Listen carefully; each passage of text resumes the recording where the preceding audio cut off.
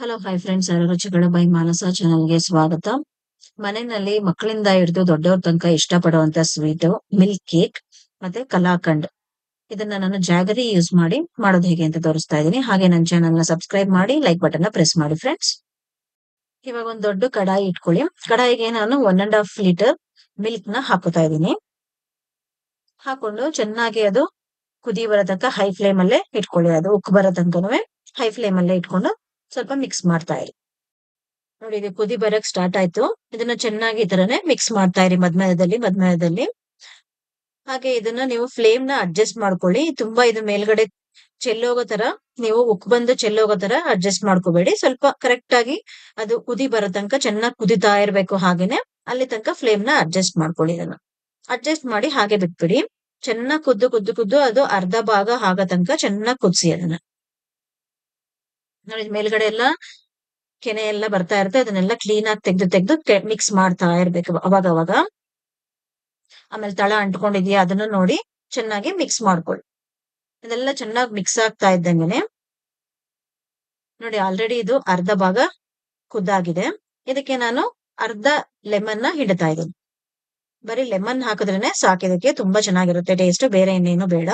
Lemon ಹಿಂಡ್ಬಿಟ್ಟು ನೋಡಿ ಚೆನ್ನಾಗಿ ಇದನ್ನ ಮಿಕ್ಸ್ ಮಾಡ್ಕೊಂಡು, ನೋಡಿ ಇದು ಹಾಲು ಹೊಡೆದು ಇನ್ನೇನೋ ಸ್ವಲ್ಪ ಗಟ್ಟಿ ಆಗ್ತಾ ಇದೆ. ಈ ತರನೇ ಇದನ್ನ ಮಿಕ್ಸ್ ಮಾಡ್ತಾ ಇರಿ ಚೆನ್ನಾಗಿ. ಯಾಕಂದ್ರೆ ಈ ಟೈಮ್ ಅಲ್ಲೇನೆ ತಳ ಅನ್ಕೊಳ್ಳೋದು ಜಾಸ್ತಿ, ಅದಕ್ಕೋಸ್ಕರ ಚೆನ್ನಾಗಿ ಮಿಕ್ಸ್ ಮಾಡ್ತಾ ಇರ್ಬೇಕು. ಉಂಡೆ ಬೆಲ್ಲನ ನಾನು 3/4 ಭಾಗ ಉಂಡೆ ಬೆಲ್ಲನ ಹಾಕೊಂಡು ತುರ್ಕೊಂಡು ಹಾಕೋತಾ ಇದ್ದೇನೆ. ಅದ್ರ ಜೊತೆಗೇನೆ ಒಂದು 6 ರಿಂದ 7 ಏಲಕ್ಕಿನೂ ಕೂಡ ಪುಡಿ ಮಾಡಿ ಅದನ್ನು ಕೂಡ ಹಾಕೋತಾ ಇದ್ದೀನಿ. ಅದ್ರ ಜೊತೆಗೇನೆ ನೀವು ಪಚ್ ಕರ್ಪೂರನೂ ಚಿಕ್ಕದು ಒಂದು ಪೀಸ್, ಸ್ಮಾಲ್ ಪೀಸ್ ನೋಡಿ ಇಷ್ಟು ಪೀಸ್ ಪಚ್ ಕರ್ಪೂರನ ಅದನ್ನು ಕೂಡ ಪುಡಿ ಮಾಡಿ ಹಾಕೊಂಡು ಪಚ್ ಕರ್ಪೂರ ಹಾಕೋದ್ರಿಂದ ತುಂಬಾ ಟೇಸ್ಟ್ ಚೆನ್ನಾಗಿ ಬರುತ್ತೆ. ಅಂದ್ರೆ ಘಮ ಅಂತಾನೂ ಇರುತ್ತೆ. ನೋಡಿ, ಈ ತರ ಪುಡಿ ಮಾಡಿ ಅದನ್ನ ಹಾಕೊಂಡು ಚೆನ್ನಾಗಿ ಮಿಕ್ಸ್ ಮಾಡ್ತಾ ಇರ್ಬೇಕು. ಇವಾಗ ಚೆನ್ನಾಗಿ ಮಿಕ್ಸ್ ಮಾಡಿ ಸ್ವಲ್ಪ ಗಟ್ಟಿಯಾಗಿ ಆ ನೀರೆಲ್ಲನೂ ಹೋಗೋ ತನಕ ಚೆನ್ನಾಗಿ ಮಿಕ್ಸ್ ಮಾಡ್ತಾ ಇರಿ. ಅದ್ರ ಜೊತೆಗೇನೆ 2 ರಿಂದ 3 ಸ್ಪೂನ್ ಅಷ್ಟು ತುಪ್ಪನೂ ಹಾಕೊಂಡು ಮೇಲ್ಗಡೆ ಚೆನ್ನಾಗಿ ಮಿಕ್ಸ್ ಮಾಡ್ಕೊಳ್ಳಿ. ಮತ್ತೆ ಅದು ಚೆನ್ನಾಗಿ ಮಿಕ್ಸ್ ಮಾಡ್ತಾ ಇದ್ದಂಗೆ ನೀರೆಲ್ಲ ಖಾಲಿಯಾಗಿ ಗಟ್ಟಿಯಾಗಿ ಸ್ಟಾರ್ಟ್ ಆಗುತ್ತೆ. ತುಂಬಾ ಗಟ್ಟಿನೂ ಇರಬಾರ್ದು, ತುಂಬಾ ತೆಳ್ಳಗೂ ಇರಬಾರ್ದು. ಮೀಡಿಯಂ ಸೈಜ್ ನಲ್ಲಿ ನೀವು ನೋಡಿ, ಆಲ್ರೆಡಿ ನೋಡಿ ನೀರೆಲ್ಲ ಖಾಲಿ ಆಗ್ತಾ ಇದೆ. ಇನ್ನು ಒಂದ್ ಸ್ವಲ್ಪ ಇದು ಚೆನ್ನಾಗಿ ಮಿಕ್ಸ್ ಆಗ್ಬೇಕು. ಇನ್ನು ಸ್ವಲ್ಪ ನೀರಂಗೆ ಇದೆ. ಇದು ಇನ್ನು ಒಂಚೂರು ಗಟ್ಟಿ ಆಗ್ಬೇಕು.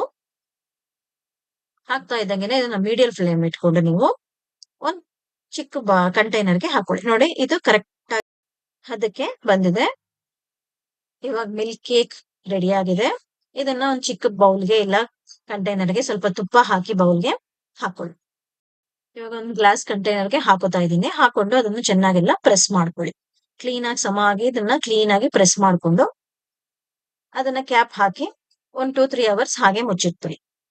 2-3 ಅವರ್ಸ್ ಆದ್ಮೇಲೆ ಓಪನ್ ಮಾಡಿ ಇದು ಸುತ್ತ ಇದು ಚಾಕುನಲ್ಲಿ ಈ ತರ ಬಿಡಿಸ್ಕೊಳ್ಳಿ. ಎಲ್ಲಾನು ಅದು ಅಡ್ಕೊಂಡ್ಬಿಟ್ಟಿರುತ್ತೆ ಗ್ಲಾಸ್ಗೆ.